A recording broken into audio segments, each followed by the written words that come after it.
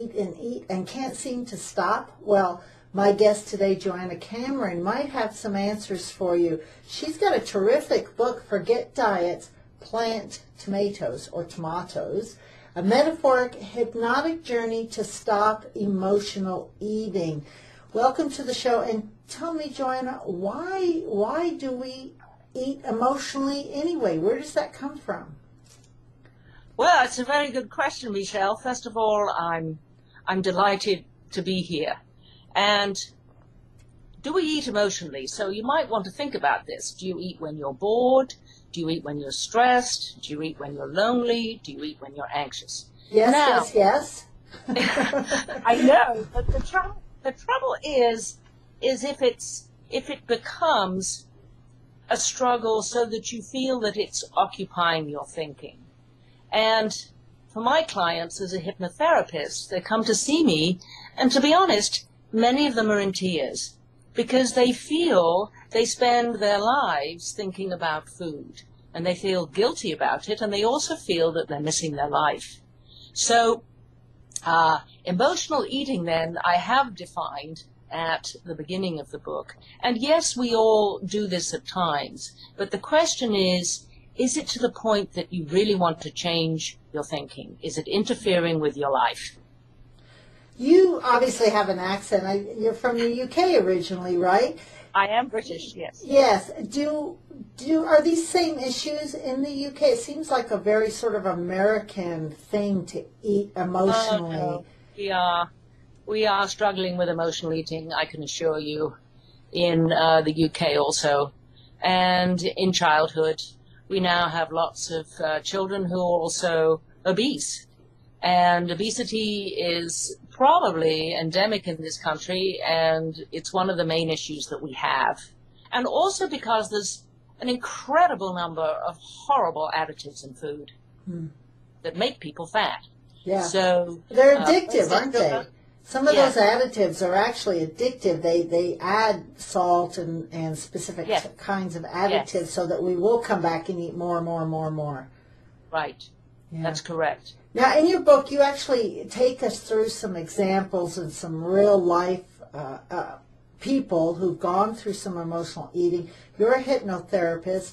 For the average person, it sounds like, oh my gosh, that's a little scary. I'm going to be hypnotized. Maybe some people think, they're going to have to jump around like a monkey or whatever it is that, the sort of the Hollywood version of what hypnotherapy or hypnosis might be. I'm also a hypnotist, and that's the first thing that people always ask me. I work under the name of the Trance Lady here in the States, all over the world. And the first thing they ask me is, am I going to quack like a duck? Right. And the truth is, I can't make people do anything that they don't want to do. I always say, I can't make you rob a bank.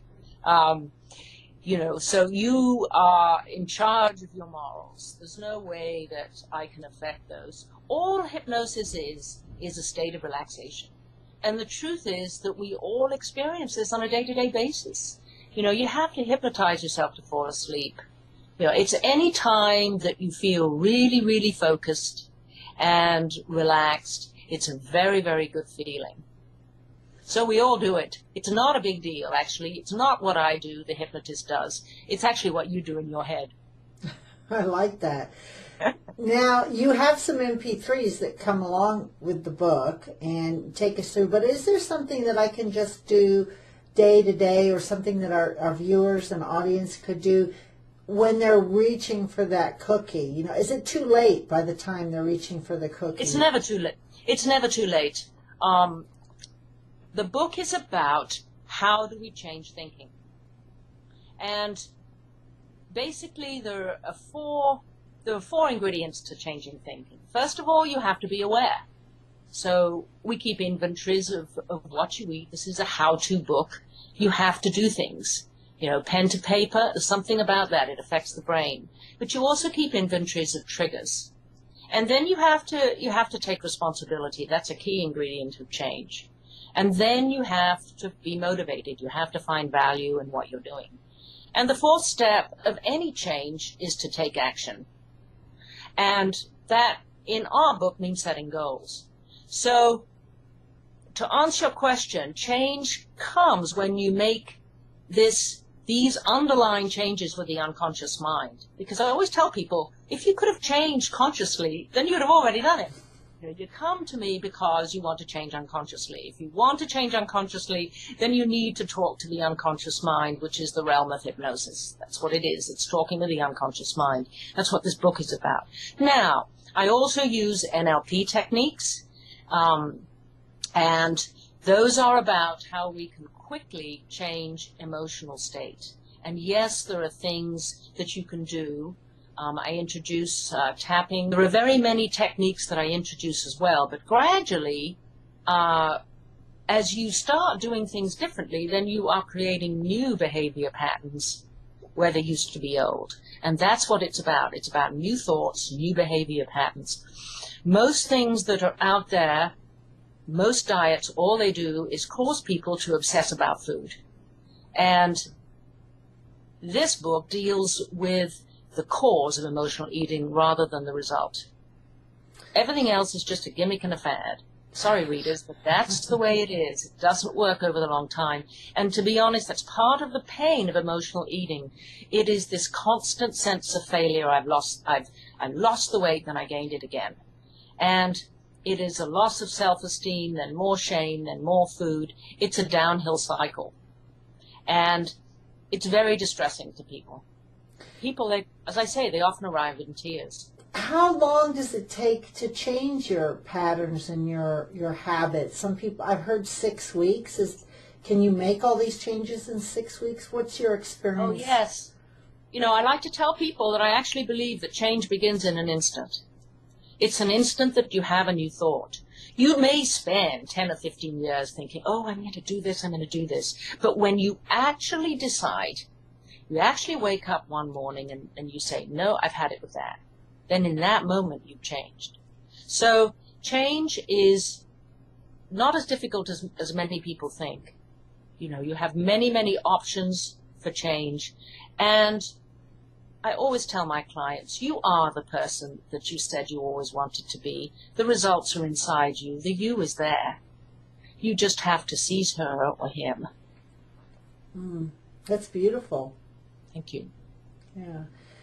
All right, so it's all in the unconscious. So you take us through some relaxations, hypnotherapy, some ideas, pen to paper, important, how to keep track of what's working, what's not working, what your triggers are, your eating habits, and some tapping, EFT, NLP.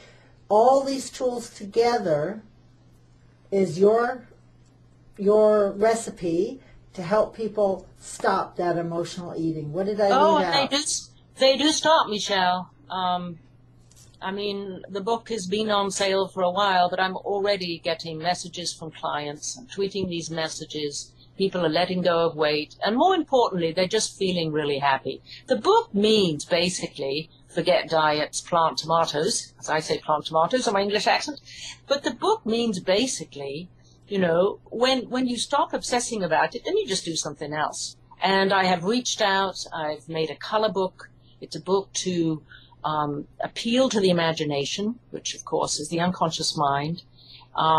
It contains poetry. It contains over 2 hours of MP3s. You will be hypnotized, of course, and you need to listen to these in your home rather than in your car. And it works. What happens is people begin to feel just really present in their lives. And that's all we can really want, isn't it, as human beings, to be really present. Because if you're anxious, then you're not present in your life. You're just projecting your fears into the future, and you're not living in the moment. And that, unfortunately, is when most people reach for food. But the truth is, the more you do it, the more you find that you are just really present. And when you're really present, when you're really focused, when you're in the correct, happy emotional state, then you're not going to reach for the donuts. Right. And if you do reach for that cookie and you're in the moment, you're doing it consciously, not out of habit or some emotional eating or unconscious behavior. There's nothing really wrong with a donut occasionally. Right. Your unconscious mind does not like to be deprived. Deprivation just causes more food. It doesn't like that. You know, the unconscious mind is the mind of preference. The conscious mind is the mind of choice. But we all know in the end, preference wins. Unless we have changed our underlying beliefs. Unless we have really had a really good look at our emotions and how they are connected with food. And that's what this book does. You can download the Kindle app for PC or the Kindle app for Mac, and then download my book, and you can read the book on your PC, and of course you'll be directed to go to my website where you download the 30 MP3s that are associated with the book. The book is Forget Diets, Plant Tomatoes. Tomatoes, Michelle? You say plant tomatoes? I did. You did, yes. A metaphoric hypnotic journey to stop emotional eating with Joanna Cameron. Thank you so much. Well, thank you so much, It's been a Michelle, pleasure. for having me. Yeah, thank you.